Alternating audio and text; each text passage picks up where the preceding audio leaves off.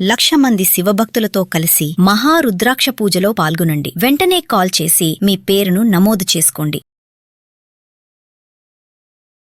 నమస్తే రమగారు. నమస్తే జయ. రమగారు, మీరు ఎప్పుడు మానవ సంబంధాల గురించి ఏది మాట్లాడినా అక్కడికి టర్న్ అయ్యి అక్కడ ఆగుతారు. మానవ సంబంధాలు ఉండాలి, మానవ సంబంధాలు మెరుగుపరుచుకోవాలని. కానీ చాలా విషయాల్లో చూస్తూ ఉంటామండి. అక్క చెల్లెళ్ళు, అన్నా తమ్ముళ్ళు, తోడుకోడళ్ళు, వదిన మరదళ్ళు, ఏదో ఒక చిన్న ఇష్యూ వస్తుంది, దాన్ని అంతటితో వదిలేసుకోలేకపోతారు రమ్మగారు. అది తెగిపోతుంది. మళ్ళీ దాన్ని ముందుకు తీసుకెళ్లాలంటే ఎట్లా తీసుకెళ్ళాలి, దాన్ని ఎలా కంటిన్యూ చేయాలో అర్థం కాని పరిస్థితి. ఎవరు ముందుకు రావాలి, తను రానప్పుడు నేను ఎందుకు మాట్లాడాలి, ఇలాంటి ప్రశ్నలు వస్తూనే ఉంటాయండి. ప్రతి రిలేషన్లో ఈ మధ్యకాలంలో మరీ ఎక్కువ చూస్తున్నాం. ఎవరికి వారికి నేను, నా మొగుడు, నా పిల్లలు, అంతే. ఇటు ఎవరితో పని లేదు, అటు ఎవరితోనూ పని లేదు. తోబుట్టువులతోనే గొడవలు పడే రోజుల్ని చూస్తూ ఉన్నాం కదా. అవును. ఎట్లా ఇంకా కజిన్స్, తోడు కోడళ్ళు, మరదళ్ళు, ఇవన్నీ తర్వాత సంగతి. నెక్స్ట్ ఇప్పుడు మనుషులు గాలిలాగా ఉండటానికి చూస్తున్నారు జయ. నీరులాగా ఉండాలి. పంచభూతాల్లో గాలి, నీరు ఉన్నాయా? పృథివీ, తేజో, వాయు, ఆకాశాలు. అవునవును. భూమి, అవును. నిప్పు, నీరు, నింగి, ఆకాశం. అదే పోనీ అలాగే ఒకటి పోయింది ఎక్కడో, గాలి. గాలి అసలు ఈ గాలికి సమస్య ఎట్లా ఉంటుంది? గాలి బయటంతా గాలి వేస్తుందా జయ? మనము ఇంట్లోకి వెళ్ళాం, అన్ని తలుపులు వేసేసాం, ఒక కిటికీ తెరిచాం, లోపలికి గాలి రాదు. అవును. గాలికి రెండో వైపు వెళ్ళే అవకాశం ఉంటేనే వస్తుంది కదా. రెండో వైపు వెళ్ళాలి, క్రాస్ వెంటిలేషన్ అంటాం చూడు. అవునవును. రెండో పక్కన దారి ఉంటేనే ఈ గాలి లోపలికి వస్తుంది, లేకపోతే రాదు. నేను అలాగే ఉంటాను, వాళ్ళు సరిగ్గా లేరు కాబట్టి నేను సరిగ్గా ఉండను అనే పంధాలోకి ఇప్పుడు వచ్చేసాం. కానీ మనం ఎలా ఉండాలంటే నీరులాగా ఉండాలి. ఎందులో పోస్తే దాని షేప్లోకి వెళ్ళిపోతుంది నీరు.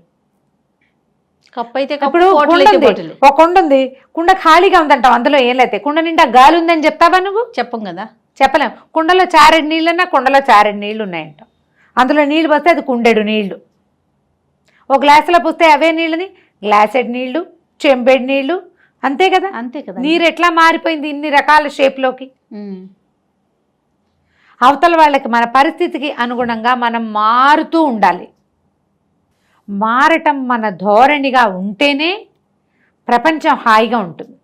నీకు అక్క చెల్లెని, అక్కకి నాకు తగాదా వచ్చింది అనుకుందాం, నాకంటే నేనని కాదు ఎవరైనా, నాకు ఆ పరిస్థితి మాత్రం భగవంతుడు ఇవ్వలే, అది పెట్టలేదు ఇప్పటి వరకు. వచ్చినా సార్ట్అవుట్ చేసుకుంటాం, వాదన వచ్చినా కూడా సార్ట్అవుట్ చేసుకోగలిగే తగాదాలే ఉంటాయి ఎప్పుడు. సార్ట్ కాని తగాదాలు జనరల్గా ఇష్యూస్ ఏముంటాయి జయ? ఎవరికైనా ఆస్తి, అది నగలు, బంగారాలు, పెట్టుపోతలు, నువ్వు ముందొచ్చావా నేను ముందొచ్చానా, అమ్మా నాన్నల చూపు, అమ్మా నాన్నల ప్రేమ, లేదా మొగుళ్ళ సంపాదనలు కదా. పెద్ద మంచి సంబంధంలో ఇచ్చారు, ఏ అలవాటు లేని వాడికి ఇచ్చారు అక్కని, అలవాట్లు ఉన్న వాడికి ఇచ్చారు చెల్లిని, ఇంకా అప్పుడు కుదరలే. ఇలాంటి వాటి మీద, లేదా దానికి అన్ని మంచి, దాని ఇష్టారాజ్యంగా అయింది, నాకైతే మీ కంట్రోల్లో అయింది, ఇలాంటి వాటి మీదే పోట్ల జనరల్ ఇష్యూస్ అక్క చెల్లెళ్లలో ఇవి వస్తాయి. అన్నదమ్ముల్లో ఆస్తి, చదువు, లేదా అక్క చెల్లెల్లో కూడా ఇవి వస్తున్నాయి. ఇప్పుడు చదువు, నన్ను బాగా చదివించలేదు, వాడిని బాగా చదివించారు, నాతో పని చేయించారు, వాడిని చదివించారు, వాడి ఇష్టారాజ్యం, నేనేమో ఈ ఇంట్లోనే ఇరుక్కుపోయాను, ఇలా ఉంటాయి. వీటితోటే కొట్టుకుంటాం. అవును, నిజమే. అలాగనే అన్నదమ్ములు, అక్క చెల్లెళ్ళు ఒకళ్ళనొకళ్ళు వదిలేసుకుంటే కష్టం కదా మరి. ఇప్పుడు నువ్వు ఇది నువ్వు చేస్తావు, మీ అక్కయ్యతోటో మీ చెల్లితోటో మనం ఒకళ్ళని చేస్తాం, ఎవరో ఒకళ్ళు, వాళ్ళ అక్కతో పనికిరాదు. నీకు 2 పిల్లలు ఉన్నారు, నీ పిల్లలు వాళ్ళిద్దరు సరిగ్గా ఉంటారా? తోబుట్టుతో సరిగ్గా ఉండక్కర్లేదని నువ్వేగా నేర్పిస్తున్నావు. నువ్వు సరిగ్గా ఉండు, నీ పిల్లలిద్దరిని కలిసి ఉండమని ఉండమని ఎలా జరుగుతుంది? ఎలా కుదురుతుంది? పోనీ కాదు, నీకు ఒక్కతే పిల్ల, అది ఎవరితో కలిసి ఉండగలదు, దాని ఇష్టారాజ్యంగా ఉంటుంది. ప్రపంచంతో అయినా కలిసి ఉండాలి కదండి, లోకంతో కలిసి ఉండాలి, కంపెనీతో కలిసి ఉండాలి. రేపు పొద్దున మొగుడో ఎవరో వస్తారు తోడు, వాళ్ళతో కలిసి ఉండాలి. అయితే మొగుడు, కాకపోతే పెళ్ళాము, ఆడపిల్ల అయితే మొగుడు, మగ పిల్లవాడు అయితే పెళ్ళాము, వాళ్ళతో కలిసి ఉండాలా? మానవ సంబంధాలు ఉండాలి కదా. వాడు లోకంలో బతకాలి, ఆఫీసుల్లో ఈ గ్రూప్ డిస్కషన్లు అవి కదా, ఉద్యోగాలు అనేసరికల్లో ఒక గుంపు కలిసి పనిచేయటం. అవును, అసలు కలిసి వెళ్ళటం అన్న మాటే మన దగ్గర లేకపోతే మనం మన పిల్లలకి ఏమి ఇస్తాం? తోబుట్టులు ఒక్కళ్ళుంటే రక్తబంధం, ఆ ఒక్కదాన్ని కూడా తెంచేసుకుని, చెడగొట్టేసుకుని, బాగు చేయలేనంతగా పాడు చేసేసుకుని, ఈ ధోరణి మార్చుకోవాలి జయ. ఇప్పుడు నువ్వు ఎవరు ముందు వెళ్ళాలి అనేది ఒక ప్రశ్నగా ఉంది. అవునవును. ఎవరి స్టెప్ వాళ్ళు వేస్తే ముందుకెళ్ళిపోతాం. పోనీ వాళ్ళు రావట్ల మనమే వెళ్దాం, ఈ ఆలోచన ఉన్నా బాగుంటుంది ఉండదు. కదా. నేను ఎందుకు తగ్గాలి అనిపిస్తుంది జయ. ఎప్పుడు నేను ఎందుకు తగ్గాలి, ఆ నేనుకి పీట వేసినంత కాలం మనకు మానవ సంబంధాలు బాగుండవు. నాకేం పట్టింది, నాకేం తక్కువ, నాకేం అవసరం, నేను ఎందుకు తగ్గాలి? Why should I? ఈ క్వశ్చన్. అవునవును. వాళ్ళు సరిగ్గా లేరు, నేను ఎందుకు సరిగ్గా ఉండాలి? నువ్వు సరిగ్గా ఉండు, అవతల వాళ్ళు ఉండని ఉండకపోని, నా వరకు నేను సరిగ్గా ఉన్నాను అని అనుకోండి. ఇప్పుడు బ్రెయిన్ ఒకటి ఉంది, హార్ట్ ఒకటి ఉంది, రెండు ఉన్నాయి కదా. బ్రెయిన్ తోటి రకరకాల ఆలోచనలు చేస్తాం. హార్ట్ ఇదేది కదిలే హార్ట్ కాదు, మనసు. నీకు బ్రెయిన్ ఏం చెప్తుందంటే వీళ్ళు నీతో తగాదా పడ్డారు, వీళ్ళతో నువ్వు కలిసి ఉండక్కర్లేదని చెప్తుంది. ఎలాగా? చాకుతో కొస్తే తెగుతుంది, జాగ్రత్తగా ఉండు అని బ్రెయిన్ చెప్తుంది. చాకుతోటి కూడా నువ్వు జాగ్రత్తగా హ్యాండిల్ చేస్తే తెక్కండా చేయొచ్చు అని చెప్తుంది మనసు. మనసు మాట వింటున్నాం అక్కడ, హార్ట్ మాట వింటాం, అది బ్రెయిన్ మాటే వింటాం. మనం కేర్ఫుల్గా చేయాలి అంతే. అది ఇప్పుడు చాకుతో. మనుషుల విషయంలో చాకు ఇన్స్ట్రుమెంట్ కదా, మనుషులు ఇన్స్ట్రుమెంట్స్ కాదుగా. వీళ్ళతో బాగుండు అని మనసు చెప్తూ ఉంటుంది, కానీ మనం హ్యాండిల్ విత్ కేర్ అని బ్రెయిన్ మాటే వింటూ ఉంటాం. మనసు మాట మనం వినకపోతే ఏమవుతుందో తెలుసా? తోబుట్టువులతో సంబంధ బాంధవ్యాలు లేని వాళ్ళకి అనారోగ్యాలు వచ్చేస్తాయి జయ. స్ట్రెస్ ఫీల్ అవుతారు, ఒంటరితనం లోపల సబ్కాన్షియస్లో బాధిస్తూ ఉంటుంది. వాళ్ళు గ్రహిస్తారండి? గ్రహించరు. మొండి మీ బ్రెయినే పనిచేస్తుంది కదా. నేను ఎందుకు తగ్గాలి, అప్పుడు అలా చేస్తుంది, ఇప్పుడు ఇలా చేస్తుంది, వాళ్ళు అలా చేస్తారు, ఇలా చేశారు, మా అమ్మ కంటే ముందు ఇదే చేసేసింది, అన్ని లాగేసుకుంది, పెట్టలేదు. అన్నదమ్ముల్లో కూడా ఉంటుంది కదా. అయ్యో భయంకరంగా ఉంటుంది వాళ్ళకి. మరి సిబ్లింగ్ రైవల్రీ విపరీతంగా ఉంటుంది. ఏదో ఒక దశలో దీన్ని దాటాలి. దాటండి, చాలా సమస్యలు తీరిపోతాయి. దీనికి ఒక చిన్న కథ చెప్తాను జయ. ఓకే. చాలా చిన్న కథ. ఒకరోజు ఒక ఊళ్ళో రామయ్య సోమయ్య అని ఇద్దరు అన్నదమ్ములు ఉన్నారు. చెరుకో ఇల్లు ఉన్నాయి, ఇళ్ళ మధ్యలో ఒక కాలం ఉంది. రామయ్య గారింటికి ఒకరోజు ఒక రాత్రి వేళ ఒక అతను వచ్చాడు.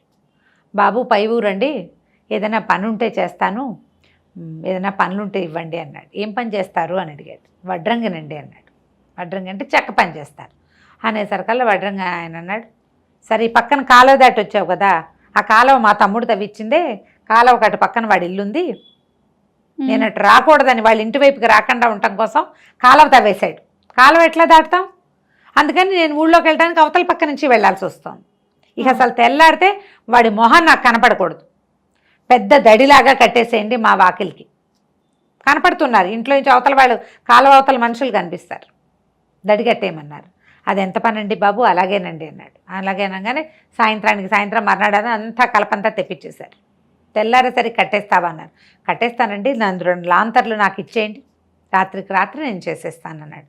అనగానే కావాల్సిన కలప, సుత్తి, మేకులు అవి ఇవి అనేది దడి కట్టడం అంటే ఏంటి, ఒక ఎత్తుగా ఒకదాని మీద చెక్కలు పేర్చి బయట వాళ్ళు కనపడకుండా అడ్డం కట్టేయటం అనమాట. లైక్ గోడలాగా దడి అంటారు. తడికలు పెట్టుకుంటాము మనం, ఏదో ఒకటి అడ్డం పెడతాం కదా అడ్డానికి.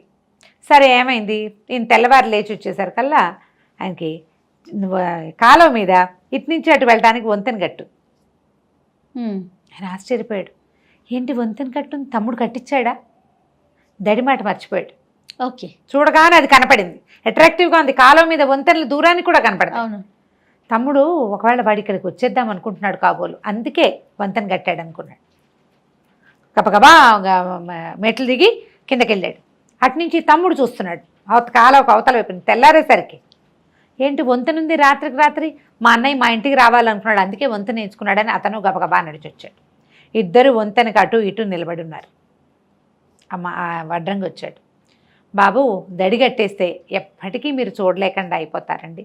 కాలం మీద వంతెన కడితే ఏ రోజు రావాలనుకుంటే ఆ రోజు వచ్చేస్తారు. ఆయనకి చాలా రోజుల తర్వాత తమ్ముడు తన కోసం నడిచి రావడం చూసేసరికి ఈ రామయ్యకి కళ్ళ నీళ్ళు వచ్చేసినాయి. అన్నయ్య కంట్లో నీళ్లు చూసేసరికి సోమయ్యకి మనసు మెత్తబడిపోయింది. గబగబా వంతెన మీద ఎక్కి వచ్చేసాడు. అన్నయ్య ఎంత బాగా కట్టించావు వంతెన అని. అన్నయ్యే వడ్రంగిని హైర్ చేసి ఉంటాడని తమ్ముడు అనుకుంటున్నాడు, తమ్ముడే కట్టి ఉంటాడని అన్నయ్య అనుకుంటాడు. ఎవరు కడితే ఏముంది, వంతెనే కదా. ఒక మంచి మాట, ఆ వడ్రంగి చెప్పిన మాటకి ఆ రామయ్య కావలించుకున్నాడు. నాయన ఎంత మంచి పని చేసావు, నా కోపానికి ఓ దడి కట్టేస్తే శాశ్వతంగా మా తమ్ముడు మొహం చూడకుండానే అయ్యేవాడిని. అవును, ఇప్పుడు 2 ఏళ్లకి ఒక దారి ఉన్నట్టుంది. ఇళ్ళ మధ్యలో కాలం ఉంటే దాటలేరు, అవునవును. దాటగలిగే కాలం కాదు అది. ఈ వంతెన ఉండేసరికల్లా ఈజీ అయిపోయింది. అటు నుంచి ఇటు వాళ్ళు వీళ్ళ ఇంటికి వస్తారు, వీళ్ళు వాళ్ళ ఇంటికి వెళ్తారు. ఊళ్ళో వాళ్ళంతా అన్నదమ్ముల ఇళ్ళ మీదుగా నడిచి వెళ్ళిపోతారు. నేను చాలా సంతోషించి వడ్రంగిని యథావిధిగా సత్కరించి యథాశక్తిగా ఉంచుకున్నాడు తన దగ్గరే. నీలాంటి ఒక మంచివాడు మాతో ఉండాలి, ఏ పని కుదిరితే ఆ పని చేసుకుందు కానీ మాతోటే ఉండు, మా ఇంటి పక్కనే చిన్న ఇల్లు కట్టించిస్తామని వడ్రంగిని అట్టు పెట్టుకున్నారు. ఈ వంతెనలు ఎవరికి వాళ్ళు వేసుకోవాలి, లేదా స్నేహితులు కానీ కజిన్స్ కానీ మిగిలిన సిబ్లింగ్స్లో ఎవరైనా కానీ చెయ్యాలి ఈ పని. వీళ్ళిద్దరు పోట్లాడుకుని విడిపోతే ఇదే అదనుగా పక్క నుంచి వెనకాల నుంచి లాగేయద్దు. ఈ సంఖ్య కూడా ఎక్కువగానే కనిపిస్తుంది. ఫ్రెండ్స్ నీకేం తక్కువ, నీకేమి ఇది, నువ్వే అలా కాదు, నువ్వు కట్ చేసుకోవద్దు అని చెప్పరు. మనం డివోర్సుల్లోనూ ఇలాంటివి చూస్తాం. పాపం ఎంకరేజ్ చేసే ఫ్రెండ్స్ ఉంటారు, అలా చేయొద్దు, కలిసి ఉండండి, ఎట్లా కొట్లా ఉండండి అనేవాళ్ళు ఉంటారు, తెగొట్టడానికి చూసేవాళ్ళు ఉంటారు. ఈ అక్క చెల్లెళ్ళ అన్నదమ్ముల సిబ్లింగ్ రైవలరీలో కూడా నీకేం తక్కువ అని రెచ్చగొట్టేవాళ్ళు. ఎంత పాపం వస్తుందో జయ వాళ్ళకి. ఒక ఒక ఒక గర్భవాసాన జన్మించిన వాళ్ళ ఎడబాటుకి కారణమైన వాళ్ళకి మామూలు నరకం రాదు నిజంగా. మనకు ధర్మశాస్త్రంలో దీనికి శిక్షలు ఉన్నాయి జయ. అవునా రమ్మ గారు? నేను నిజంగానే చెప్తున్నా. వాళ్ళకి ఏదో ఊరికే శాపం పెడుతున్నాను అనుకుంటున్నావు నువ్వు, కాదు. శాస్త్రంలో చెప్తారు, భార్యాభర్తల్ని ఎడబాపు చేసిన వాళ్ళకి, అన్నదమ్ములు అక్క చెల్లెళ్ళనిగా ఒక ఏకగర్భ సంజాతులకి ఎడబాసేలాగా చేసిన వాళ్ళకి అంటే గర్భంలో నుంచి బయటకు వచ్చిన ఇద్దరిని వెడగొడితే వాళ్ళకి మహాపాపం వస్తుంది. దానికి సహాయం చేయకూడదు. నీకు కుదిరితే హెల్ప్ చేయి, లేకపోతే ఊరుకో. తుష్ణీభావం వహించడానికి పాయింట్ ఉంటుంది. నోరు మూసుకు ఊరుకోవటం, ఊరుకున్నంత ఉత్తమం లేదు. ఊరుకో, సమయం వచ్చినప్పుడు ఒరే అట్లా కాదురా, మీ అన్నయ్య కదరా అని ఒక మాటను. అది చేయకపోతే మాత్రం నిజంగా మీ జన్మలు వృధా. స్నేహితుడైన వాడు ఇంకెందుకు పనికొస్తాడు మంచి మాట చెప్పపోతే? అవునవును. నిజంగా దాకా కూడా కాదు రమ్మగారు, కజిన్సే మన ఇంట్లో వాళ్ళే చేస్తారు ఆ తెలివిగల పనులు అలాంటివి. దానివల్ల ఏం లేదు, రేపొద్దున మీ పిల్లలు ఏమవుతారు, మీకు ఎట్లాంటివి వస్తాయో. ఒట్టిగా తగాదాలు పెట్టే వాళ్ళు కూడా కొంతమంది కనపడతారు కదా, ఇక్కడ మాట అక్కడ మాట ఇక్కడ చెప్తూ ఉంటారు. ఎందుకో చెప్తారు అట్లా. ఏమొస్తుందో వాళ్ళకి సంతోషం మనకు తెలియదు. అవును, అసలు మాట దాచరు. ఈ మాట ఇక్కడ చెప్తే ఈ ప్రాబ్లం వస్తుందేమో అని అనుకోరు. ఒకవేళ తగాదా అయినా అన్నదమ్ములు కలిసి ఉండండి అని చెప్పాలి. పోన్లే ఆస్తి తగాదాలు సరే, మొహాలు చూసుకోకుండా చేయటం ఎందుకు? వాళ్ళ ఇంట్లో శుభకార్యానికి నువ్వు వెళ్ళకపోతే ఎట్లా బాబాయివి అని చెప్పాలి. అట్లా చెప్పరండి, ఈ చెప్పని వాళ్ళకి పాపం.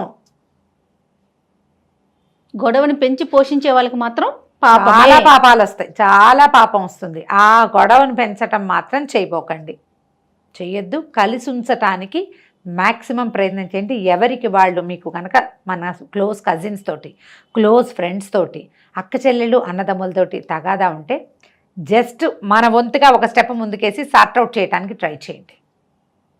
మీరు వేసే ఒక్క అడుగు ఒక్కొక్కసారి పెద్ద సముద్రాన్ని దాటేయగలుగుతారు.